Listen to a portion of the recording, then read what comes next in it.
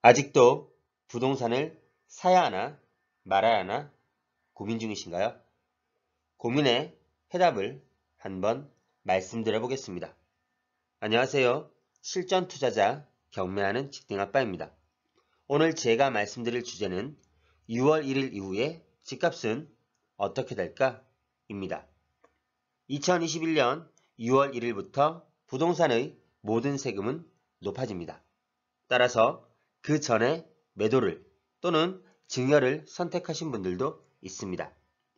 특히 양도소득세 중과가 가장 크게 느껴지겠죠. 2주택자 중과 10%, 3주택자 중과 20%로 양도소득세 구간별 10%가 중과되기 때문입니다. 이는 다주택자에 대한 규제 강화입니다.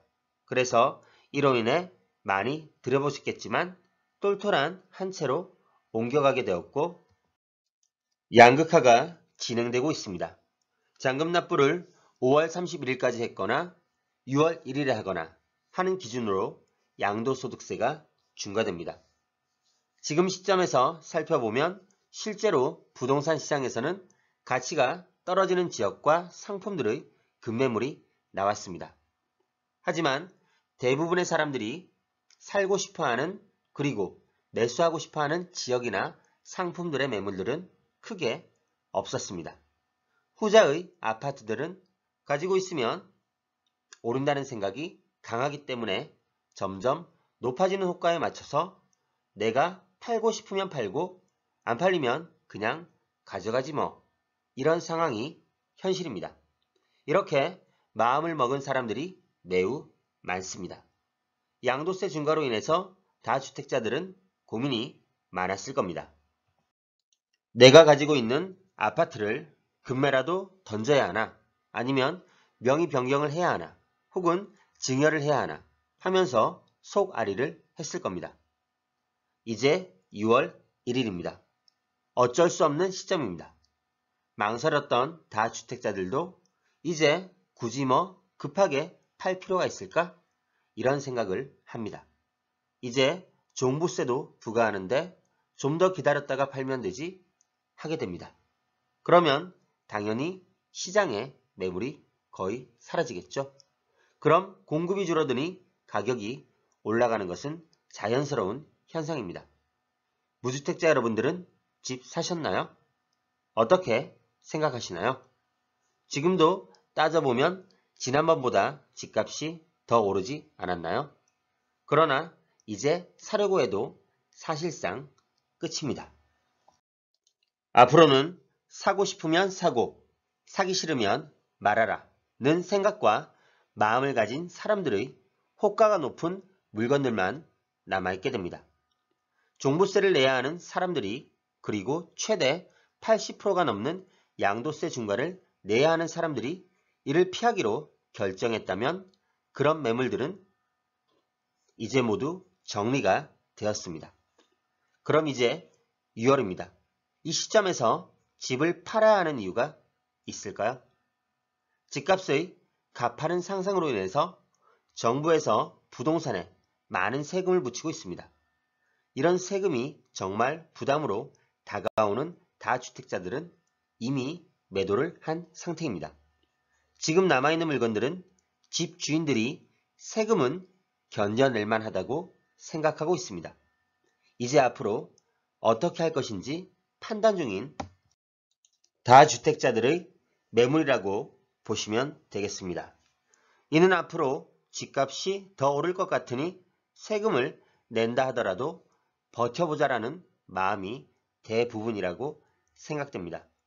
거슬러 올라가 보면 작년 이맘때쯤에도 이런 현상은 있었습니다.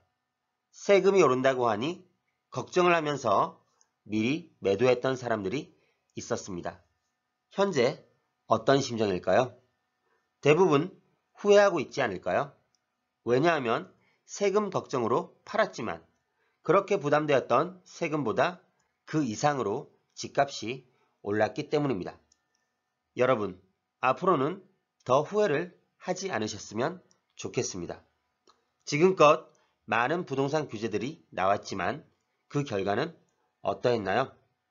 오히려 이런 규제들로 똘똘한 한 채와 풍선 효과가 나타났습니다. 규제 전과 현재 부동산 가격만 살펴보아도 충분히 이 사실을 인지하실 수 있습니다. 강남은 10억 이상, 마용성은 5억 이상, 노더강은 3억 이상으로 올랐습니다. 이렇게 올라도 사람들의 심리는 더 높은 곳을 바라봅니다. 좀 더 상급지로 가고 싶어하는 마음이 굴뚝 같습니다.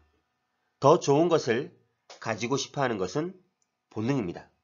형편이 된다면 이를 실행하겠죠. 점점 상급지로 이동하고 싶어합니다. 또 후회하지 않기 위해서는 매매 타이밍을 잘 생각하시고 후회 없는 선택을 하셨으면 합니다. 지금은 앞으로 매물들이 잠겨서 거래는 없으나 호가는 계속 올라갈 겁니다. 그러다가 매수하고 싶은 마음에 지켜만 보던 수요자들이 결국에는 참지 못하고 이 호가에 집을 사줄 겁니다.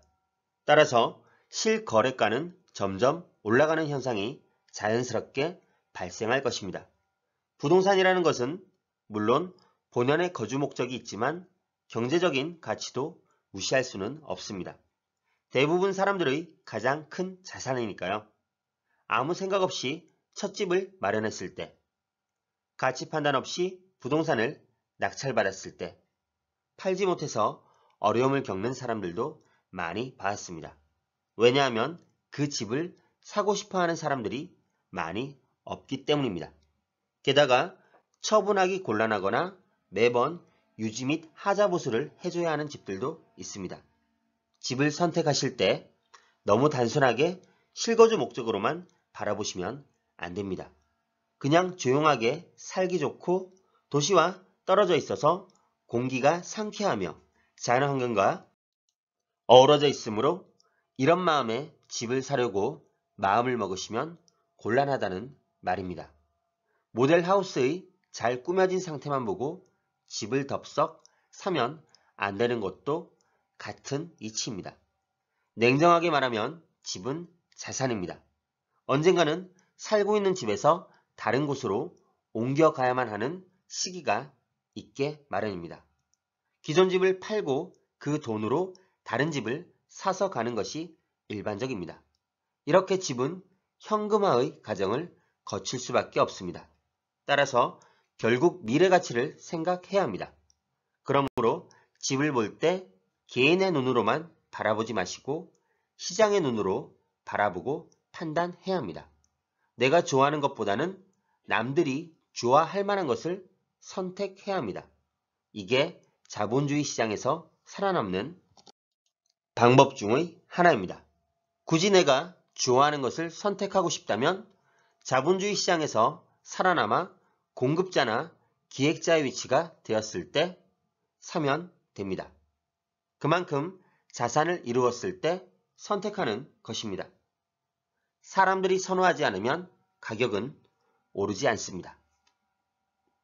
아파트 같은 경우는 인터넷만 조금 살펴보면 금방 알 수 있습니다. 실거래가 꾸준히 있는지, 전세 가격은 어떤 흐름을 보이는지 정도만 찾아보아도 그 아파트를 사야 하는지 말아야 하는지의 판단은 쉽게 하실 수 있을 겁니다. 나의 취향보다는 다른 여러 사람들의 취향에 맞춰서 집을 고르는 것이 현명한 판단이고 미래에 좋은 결과를 가져올 것입니다. 이제 6월을 시작하면서 시장의 방향과 집을 선택하는 방법을 알고 매수 및 매도의 매매 타이밍을 잘 잡으시기를 바라겠습니다. 지금까지 들어주셔서 감사합니다.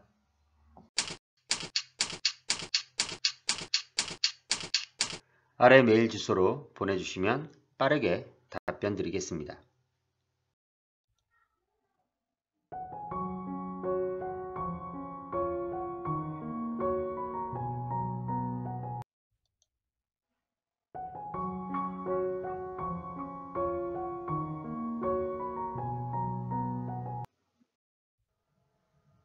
네이버 카페에 오시면 더 많은 정보를 확인하실 수 있습니다.